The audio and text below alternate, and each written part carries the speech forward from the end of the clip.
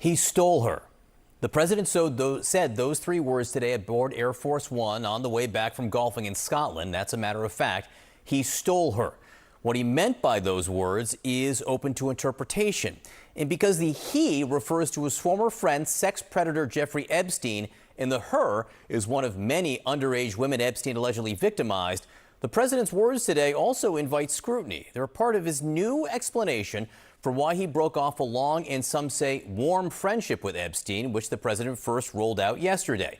He did it with Britain's prime minister right next to him, sitting expressionless while he weighed in on the sex offender he wishes people would stop talking about so much, and Ghislaine Maxwell, Epstein's accomplice in the recruiting, grooming, and trafficking of underage young women as virtual sex slaves, an obscene number of them.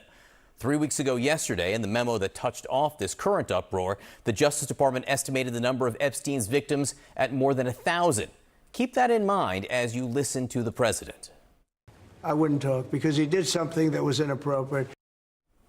The question that, of course, raised is what was inappropriate? Did then citizen Trump, for example, get wind of Epstein's inappropriate contact with minors? After all, he did tell New York Magazine back in 2002, quote, "It is even said he likes beautiful women as much as I do, and many of them are on the younger side." Is that the kind of inappropriate he means? Because that would certainly put someone beyond the pale for most people. Actually, no. Was it that he merely came to believe that his old pal was, quote, being a creep, as a White House statement phrased last week? Because again, it would be totally understandable for anyone to be put off by even a hint of that. Except, no. It wasn't that kind of inappropriate either by the president's lights, not even the kind of inappropriate we were previously led to believe caused the falling out, namely Epstein outbidding him for a piece of Palm Beach property, which might be considered beyond the pale in some circles. But it wasn't that either. No. Here is why the president said he broke it off with the creepy, possibly property poaching, sex offending victimizer of allegedly more than 1,000 human beings. He hired help. And I said, don't ever do that again. He stole people that work for me. I said, don't ever do that again. He did it again. And I threw him out of the place. So the truth is, according to the president, Jeffrey Epstein poached employees. A well-known bridge too far for any sex offender. The president, though, left out the sex offender part. And he did the same today, even when prompted. You said yesterday your falling out with Jeffrey Epstein was over him taking some of the workers from your business. But your administration in the past, you threw him out because he was a creep. So can you explain that discrepancy? Well, maybe they're the same thing, you know, sort of a little bit of the same thing. But no, he took people that worked for me, and I told him don't do it anymore, and he did it. And I said, stay the hell out of here. Again, the president could have mentioned something about why he considered Jeffrey Epstein a creep, perhaps even the crimes he pleaded guilty to and the many more he was charged with before he died.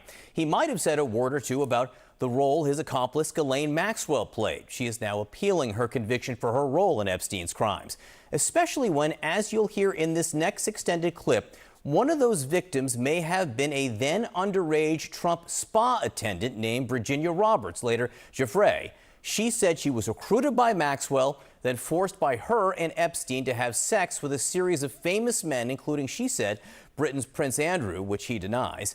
In 2021, the two settled her civil lawsuit against him in the matter out of court. Miss Jeffrey died by suicide in April. The president did not mention that today. Epstein has a certain reputation, obviously. I'm just curious, were some of the workers that were taken from you, were some of them young women? Were some of them young women? Well, I don't want to say, but everyone knows the people that were taken. And it was the concept of taking people that work for me is bad. But that story's been pretty well out there. And the answer is yes, they were. Yes, they were young women? In the spa. In the spa? Yeah, people that work in the spa. I have a great spa, one of the best spas in the world at Mar-a-Lago. And people were taken out of the spa, hired by him. In other words, gone.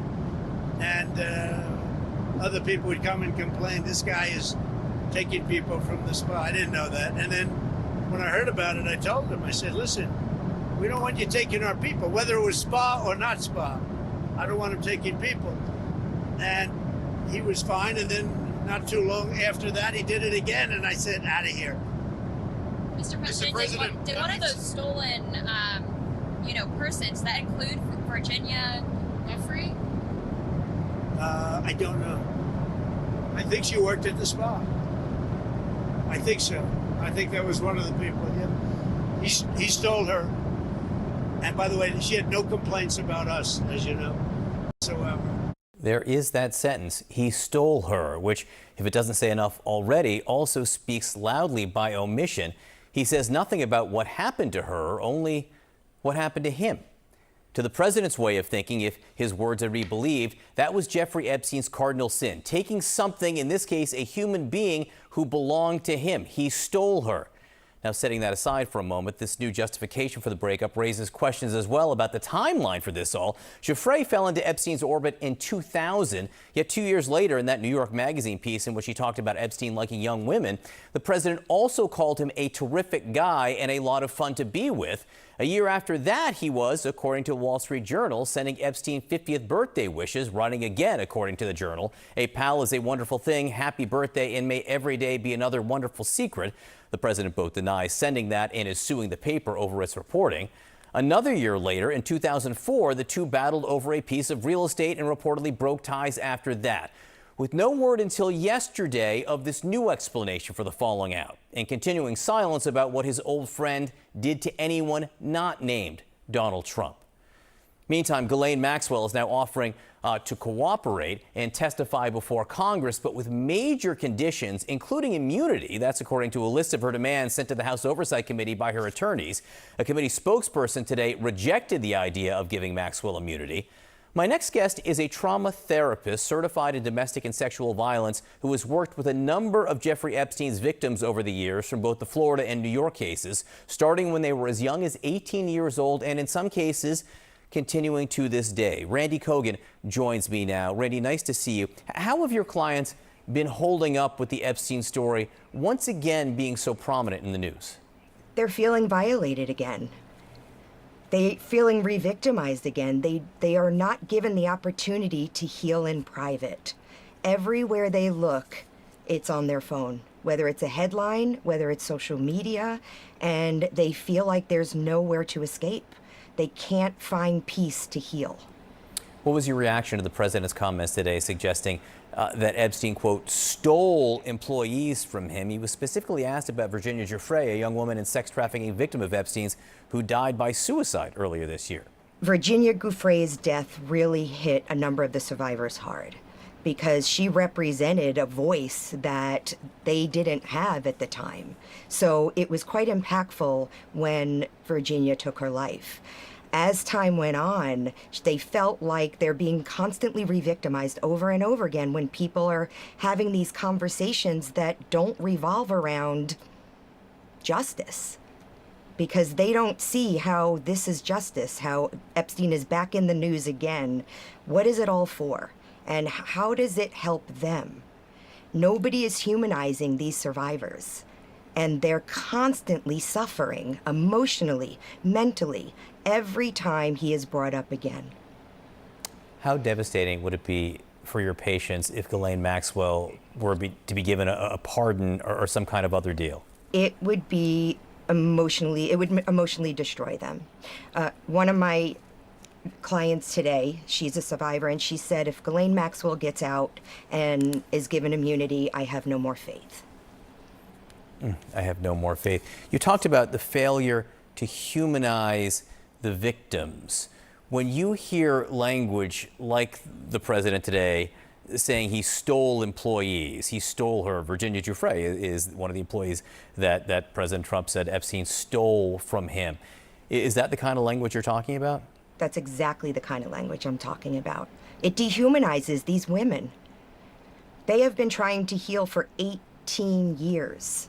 And every time they're on the road to recovery, something new comes out in the news. Something new, a meme in social media, a skit on a TV show, or a stand-up comedian bringing up Epstein. It's everywhere. So when they hear the fact that they're not being humanized, even by the president, they feel defeated. The saga has obviously been playing out really for decades and decades. There's the initial arrest of Epstein, the sweetheart deal in Florida, the prosecution in New York, the suicide, the Ghislaine Maxwell trial. What's the whole experience been like for your patients? It's been a very rocky road. They are trying so hard to pick up the pieces from the beginning. And every time they feel they've gotten somewhere, they get hit again. And that's what it feels like. It feels like a hit. When Virginia Giuffre passed away, that was very difficult for them. They questioned, is this their path? Is this what happens when you speak out, when you use your voice? So it really impacted them greatly. And then after that, Epstein was all over the news again. So they have no opportunity to heal in private. And it's not fair. They're human beings. They are women who are trying to put their lives together and move on past this victimization, and nobody's letting them. I hope people remember that. Randy Kogan, we appreciate your time tonight. Thank you for what you do, and thanks for being with us.